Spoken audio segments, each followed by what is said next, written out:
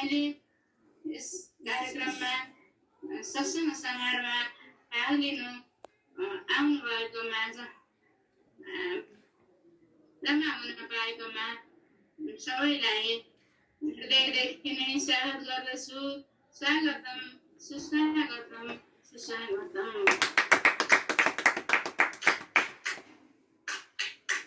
अब समारोहको समुद्घाटनको लागि प्रधान जगद्गुरु देवेश्वर सरस्वतीबाट दीप प्रज्वलन गरिदिनु हुन निवेदन गर्दछु। सरस्वती ज्यू ज्यू भन्नु पर्यो।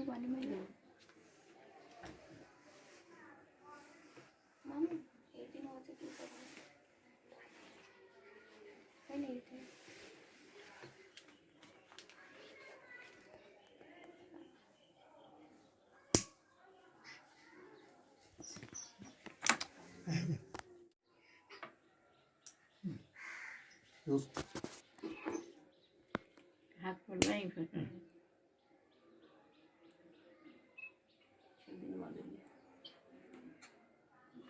ठीक छ।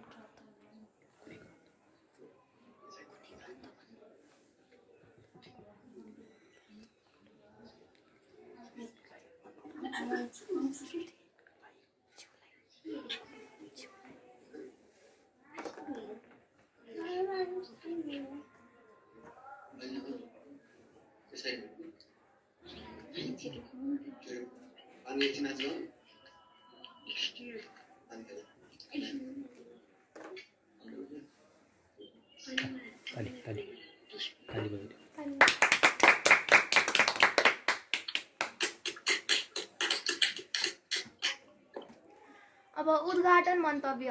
आजको विशेष दिनको महत्व सहित गुरुदेवबाट रचित ग्रन्थ पारायण गरिदिनु हुन प्रधान जगद्गुरु श्री देवेश्वर सरस्वतीज्यूलाई हार्दिक अनुरोध गर्दछु।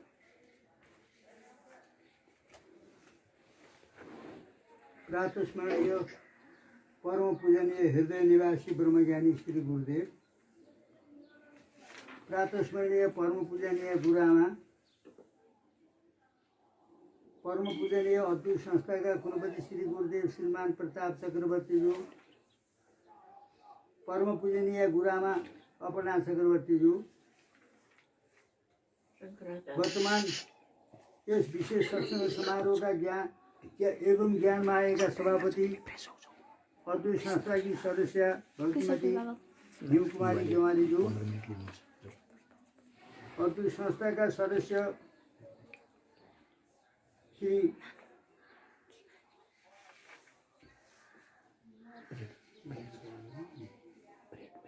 विनोद गेवालीज्यू, अद्वैत संस्थाकी भक्तिमती सदस्य निमा गेवालीज्यू र अद्वैत संस्था नेपालका सल्लाहकार श्री कृष्ण गेवालीज्यू र सहधर्मिणी भक्तिमती प्रभा गेवालीज्यू र अद्वैत संस्थामा अत्यन्त श्रद्धा राख्ने उनी संस्थासित आबद्ध हाल अमेरिका निवासी श्री बुद्धिराज गेवालीज्यू र सहधर्मिणी विपना गेवालीज्यू र अद्वैत संस्थाकी सदस्य भक्तिमती पहिले मर्यादा क्रममा मर्यादा क्रममा अलिकति तलमाथि बज्नको है श्री भक्तिमती सीता गेवालीज्यू र पूजनीय हाम्रा ज्वाइँ सीताका श्रीमान श्री गुणनिधि खनालज्यू र रोशन अब उपस्थित सबै बन्धुहरू, यो टाढा टाढा अमेरिका आदिबाट पनि यो कार्यक्रमलाई हेरिरहनु भएको होला, र अन्य सज्जन महानुभावहरू। आज संयोगवश म यहाँ भएको समयमा आद्य गुरु भगवान शङ्कराचार्य एवं गुरुदेव अद्वैत संस्थाका संस्थापक ब्रह्मज्ञानी श्री गुरुदेव डाक्टर श्रीचन्द्र चक्रवर्तीजीको 122औं जन्म जयन्ती कपन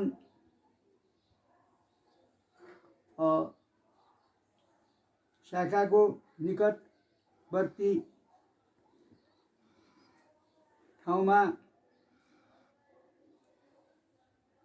निवास गर्नुहुने विनोद गेवाली एवं निमा गेवालीको यस पवित्र घरमा, किनकि अहिले केन्द्रको नजिक भए पनि त्यहाँ जाने सम्भावना भएन र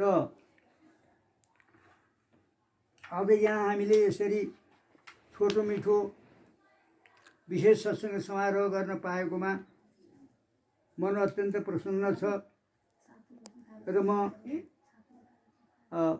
हाम्री छोरी अति सदस्य भक्तिमती सीता खनालले त्यो अमेरिकामा सबै ज्वाइँहरूलाई जम्मा गरेर एउटा विशेष सत्सङ्ग समारोह गरेको अहिले मलाई स्मरण हुन्छ।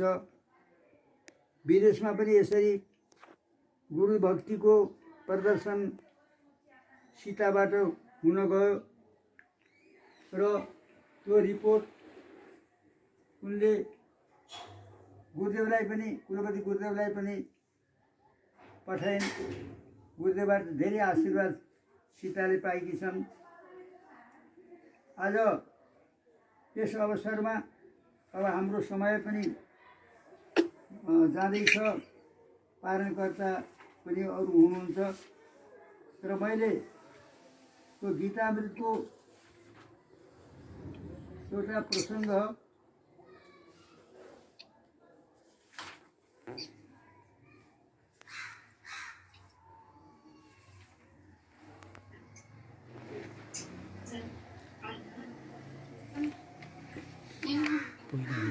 शङ्करको र गुरुदेवको केही भन्नु पर्यो। आज आद्यगुरु भगवान शङ्कराचार्य यस धराधाममा आइकन आजकै दिन उहाँको प्रादुर्भाव भएको थियो। भगवान शङ्करका नै अर्को रूप लिएर शङ्कराचार्य आउनुभएको थियो। जस्तो अहिले फेरि उहाँकै रूप लिएर अद्वैत संस्थाका संस्थापक श्री गुरुदेवको पनि आजै जन्म भएको एउटा ठुलो हामीले संयोग देख्छौँ कि भगवान शङ्करको जन्म भएकै दिन गुरुदेवको पनि जन्म जयन्ती जन्म भएको दिन पर्यो। किनभने आद्यगुरु भगवान शङ्कराचार्य जसरी शङ्करका प्रतीक हुनुहुन्थ्यो, अवतारै हुनुहुन्थ्यो, त्यसै गरी भगवान शङ्कराचार्यका प्रति शङ्कराचार्यकै रूप लिएर, के अरे गुरुदेवकै रूप लिएर आज भगवान शङ्कर यहाँ आउनुभयो भन्ने हामीले सम्झनुमा कुनै अत्युक्ति हुने छैन। आज अब गुरुदेवको बारेमा मैले के बिन्ती गरौँ, हामी सबैलाई थाहा छ। उहाँले 400 ग्रन्थ, उहाँले सबै हिसाब गर्दाखेरि 400 ग्रन्थको नेपालीमा लेखन गर्नुभयो, उपदेश दिनुभयो। यस्ता गुरुदेव जो आद्यगुरु भगवान शङ्कराचार्यकै प्रतीक हुनुहुन्थ्यो, उहाँहरूको जन्मदिन एकै दिन पर्यो र यहाँ त्यसरी हामीले त्यो मौका छोपेर समारोहको आयोजना, छोटो मिठो कार्यक्रम राखेर समारोहको आयोजना हामी गरिरहेका छौँ अहिले। र म यस अवसरमा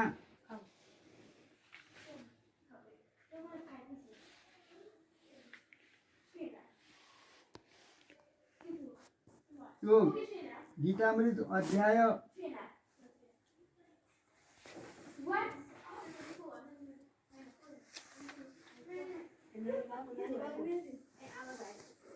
6औं अध्यायको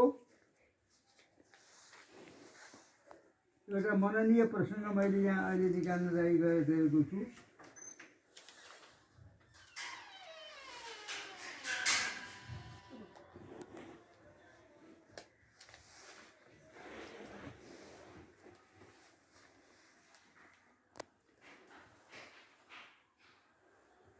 सर्वभूत स्थितम यो माम 6औं अध्यायको यो 31 श्लोक हो।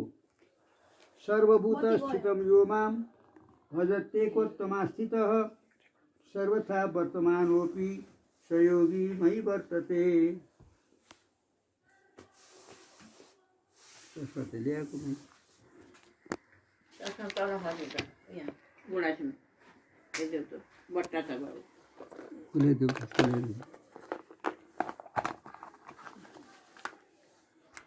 सर्वभूत स्थितम यो माम भजत्येकोत्तमास्थितः सर्वथा वर्तमानोऽपि सहयोगी मयि वर्तते। सबै भूतमा प्रत्येक रूपले स्थित वासुदेव मलाई आफ्नो आत्मस्वरूपदेखि अभिन्न रूपले म नै वासुदेव हुँ यसरी जसले साक्षात अनुभव गर्छ ऊ यो जगतमा जुनसुकै अवस्थामा भए पनि वास्तवमा सधैँ ममा नै रहन्छ। श्लोकार्थ सबै भूतमा प्रत्येक रूपले स्थित वासुदेव मलाई आफ्नो आत्मस्वरूपदेखि अभिन्न रूपले म नै वासुदेव हुँ यसरी जसले साक्षात अनुभव गर्छ ऊ जगतमा जुनसुकै अवस्थामा भए पनि वास्तवमा सधैँ ममा नै रहन्छ। श्लोकार्थ सबै भूतमा प्रत्येक रूपले स्थित वासुदेव मलाई आफ्नो आत्मस्वरूपदेखि अभिन्न रूपले म नै वासुदेव हुँ यसरी जसले साक्षात अनुभव गर्छ ऊ यो जगतमा जुनसुकै अवस्थामा भए पनि वास्तवमा सधैँ ममा नै रहन्छ। परमार्थ तात्पर्य टीका यसरी श्लोक 29 र 30 यी दुई श्लोकमा बताइएको जुन सारा संसारको विनाशको कारण योगको फल ब्रह्म र आत्माको एकत्व दर्शन हो अहिले त्यही सम्यक दर्शनको फल कीर्तन गरिन्छ। यो सम्यकदर्शी योगीले जुनसुकै किसिमले व्यवहार गरे तापनि विधि निषेध शास्त्रको अधीन नभएर परम वैष्णव पदमा नै रहनुहुन्छ। यसरी श्लोक 29 र 30 यी दुई श्लोकमा बताइएको जुन सारा संसारको विनाशको कारण योगको फल ब्रह्म र आत्माको एकत्व दर्शन हो अहिले त्यही सम्यक दर्शनको फल कीर्तन गरिन्छ। यो सम्यकदर्शी योगीले जुनसुकै किसिमले व्यवहार गरे तापनि विधि निषेध शास्त्रको अधीन नभएर परम वैष्णव पदमा नै रहनुहुन्छ। प्रमातार्थ टीका यसरी श्लोक 29 र 30 यी दुई श्लोकमा बताइएको जुन सारा संसारको विनाशको कारण योगको फल ब्रह्म र आत्माको एकत्व दर्शन हो अहिले त्यही सम्यक दर्शनको फल कीर्तन गरिन्छ। यो सम्यकदर्शी योगीले जुनसुकै किसिमले व्यवहार गरे तापनि विधि निषेध शास्त्रको अधीन नभएर परम वैष्णव पदमा नै रहनुहुन्छ।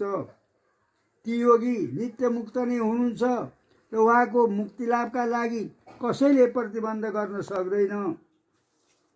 ती योगी नित्य मुक्त नै हुनुहुन्छ र उहाँको मुक्ति लाभका लागि कसैले प्रतिबन्ध खडा गर्न सक्दैन।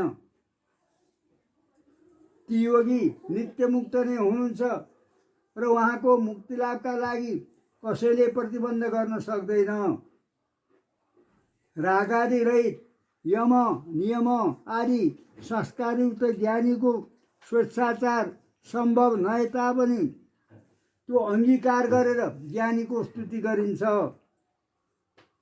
राग आदि रहित यम नियम आदि संस्कारयुक्त ज्ञानीको स्वेच्छाचार सम्भव नभए तापनि त्यो अङ्गीकार गरेर ज्ञानीको स्तुति गरिन्छ।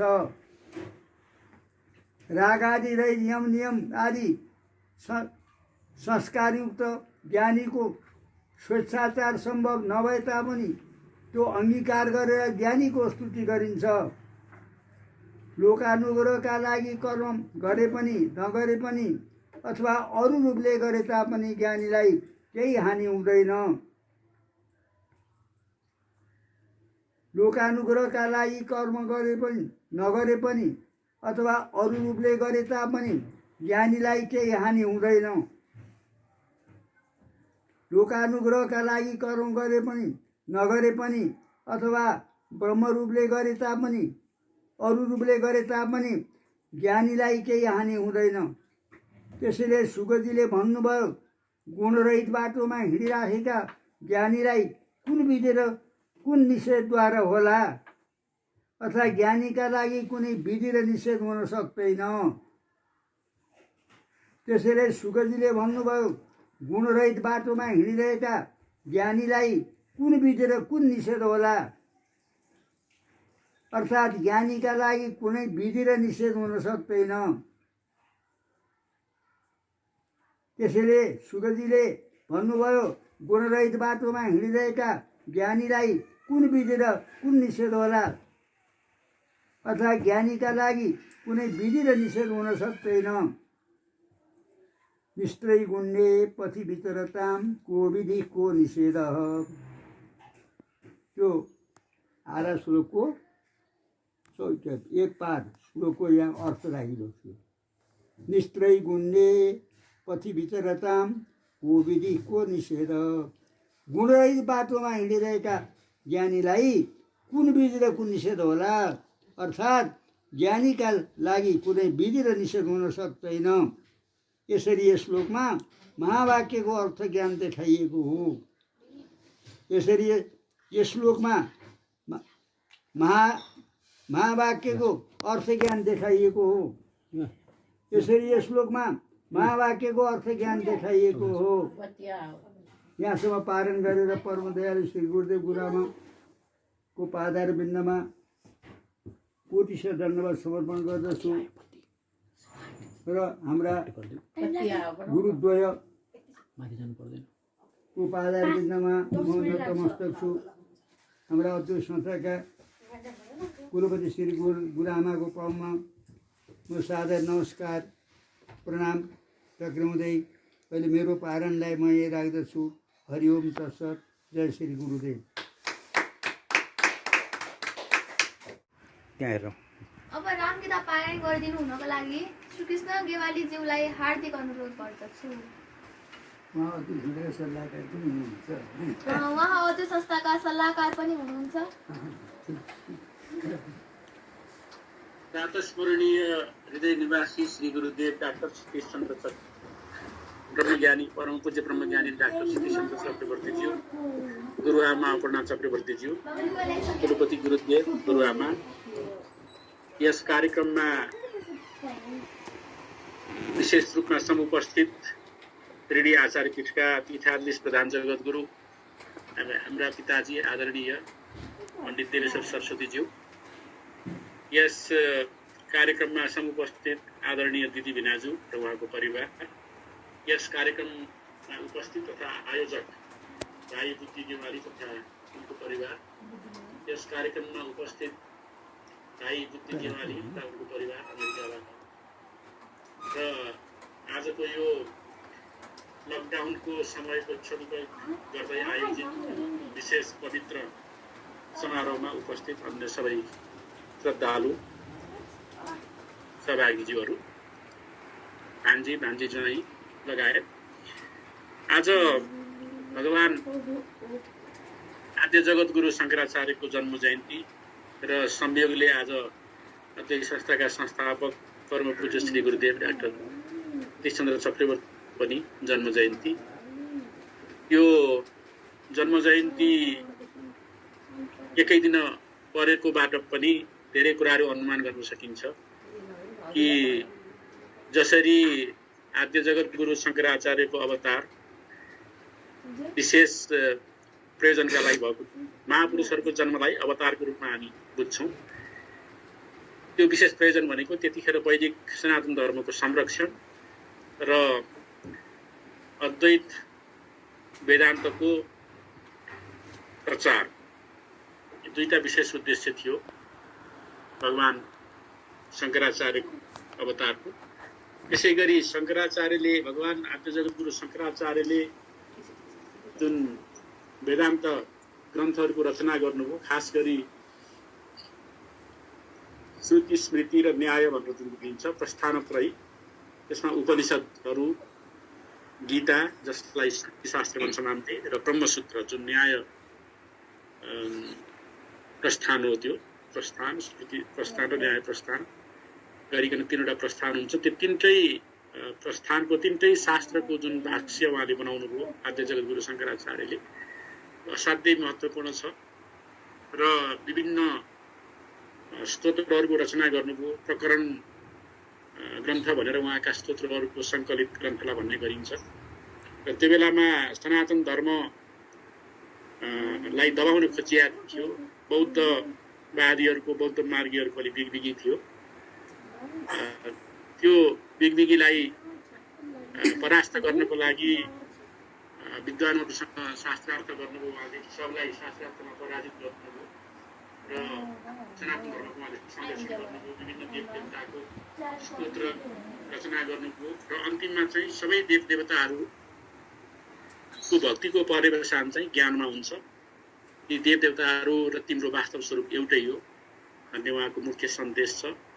र त्यही सन्देशलाई हाम्रा लागि अझ सुगम र सुबोध तरिकाले हामी सबैले बुझ्ने गरी नेपाली ग्रन्थहरूको रचना गरेर डाक्टर श्री कृष्ण चक्रवर्तीज्यूले अद्वैत संस्थाको स्थापना गरेर हामीमाथि ठुलो कल्याण गर्नुभएको छ। यो पुनित अवसरमा आज सर्वप्रथम यो कार्यक्रमको आयोजनाको चाँजो पाँजो मिलाएकोमा भाइ बुद्धि गेवाली, भाइ विनोद गेवालीको परिवार र यसको संयोजन गरेकोमा भाइ बुद्धि गेवाली बुद्धिलाई म विशेष धन्यवाद दिन चाहन्छु। र पूज्य बुवा आमाको, मैले आमाको उल्लेख गर्न बिर्सेमा क्षमा याचना गर्दै आमाको बुवाको आशीर्वाद हामी सबैमाथि मिलिराखोस् निवेदन गर्दै मैले पारायण गर्दै आएको रामगीता ग्रन्थको थोरै अंश यहाँ पारायण गर्न चाहन्छु। रामगीता पृष्ठ 33 श्लोक 56 पछि आउँछ। यो श्लोक चाहिँ नि रामगीताको श्लोक होइन, तर यो गीताको श्लोकको यहाँ उद्धरण चाहिँ नि गरिएको छ। यो प्रसङ्गमा भक्त्या माम अभिजानाति यावान